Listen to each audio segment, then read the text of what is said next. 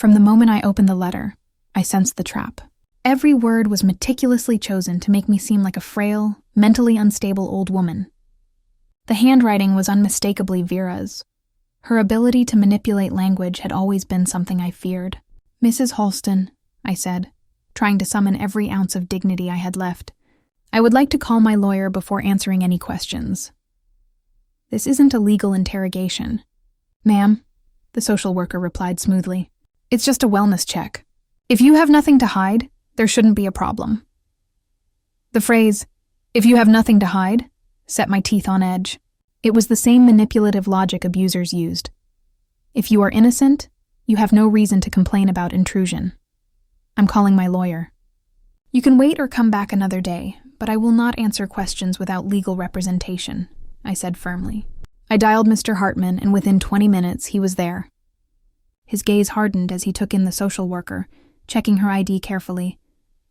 "Miss Halston, I trust you have a court order? My client is under my legal representation, and any unauthorized investigation would be harassment," he said. Mrs. Halston's confident tone faltered. "We've received reports from concerned family members about the lady's well-being." "What family?" Mr. Hartman asked sharply. "The same family who pressured her to sign a power of attorney without representation. The same family who broke into her home, rifled through her private documents, and excluded her from events while living off her money," he responded, placing a folder on the table. Inside was a meticulous record of financial and emotional abuse. Withdrawals totaling $3,400 over 3 years, evidence of social exclusion and manipulation. "If anyone needs investigation here, it's not my client," Mr. Hartman concluded. Mrs. Halston's composure wavered as she leafed through the documents. Finally, she asked, "Why did you abruptly stop financial support for your son?" "Because I realized they were using me," I said simply. "I am not a bank account. I have raised him, educated him, and given him independence. At 35, he is capable of supporting himself. Financing his life is my choice, and I have chosen not to anymore." Mr. Hartman intervened. "Would you consider it normal for a 35-year-old adult to need a 71-year-old mother to pay rent?" The question hung in the air. She was reevaluating everything. "Mrs. Halston, do you manage your finances independently?" she asked. "Yes. Bank statements, investments, taxes, all current and in order. I live independently, drive my own car, maintain healthy social relationships, take vitamins, occasionally aspirin, no medical conditions. Recent medical exams confirm I am in excellent mental and physical condition." Mrs. Halston closed her folder quietly. "Based on this, I see no indication of risk. I will close the case." After she left, Mr. Hartman and I sat in silence. "Renata, this is only going to escalate. Vera and Milo will go to any lengths to have you declared incompetent," he warned. "They're desperate," I said. "They could file a lawsuit. If they find a sympathetic judge and psychiatrist, they could try to get a guardian assigned." The thought made my chest tighten. "They could take control of my money. We have solid evidence of your competence and their greed. We'll fight this," Mr. Hartman reassured me. I called my sister Miranda. "They're risking family, money, and reputation for greed," she said. "They've revealed their true nature. No reconciliation is possible. You did right to protect yourself."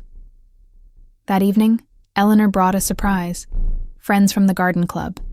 Maria, Carmen, Cynthia, and Alfreda shared their stories of boundary setting and cutting off exploitative relatives. Alfreda's words struck me. True love cannot be bought. If you paid for it, it was never real.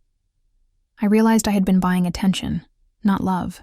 Financial dependency had created an illusion of family that never existed. The loneliness of being surrounded by people who don't love you is worse than being alone. Yet I felt liberated. For the first time in decades, I was financially and emotionally independent. I could travel, remodel, donate, and invest in myself. Freedom tasted sweet. A month later, I thought I had won. Routine brought peace. Breakfast with Eleanor, gardening, painting, socializing. But one Thursday morning, Mr. Hartman arrived grimly. "Renata, they've filed a formal lawsuit for mental incompetence. They want a legal guardian assigned." The words hit me like stones. My son, my lifelong labor of love, was attempting to legally strip me of my independence. They have statements from 3 witnesses claiming erratic behavior, unpaid doctor's bills, hoarded medications, Mr. Hartman explained. all fabricated or distorted. Dr. Lehman interprets your refusal for an unnecessary psychiatric exam as decline. They've twisted instinctive self-protection into proof of illness. I needed to confront the witnesses. First, my pharmacist, Mr. Green, who admitted he was misled into signing a false statement regarding my medications. Then, Mr. Davis, my neighbor, whose observations were superficial and maliciously interpreted. With Mr. Hartman, we prepared our defense. Dr. Moore, an expert in cognitive assessments, agreed to evaluate me.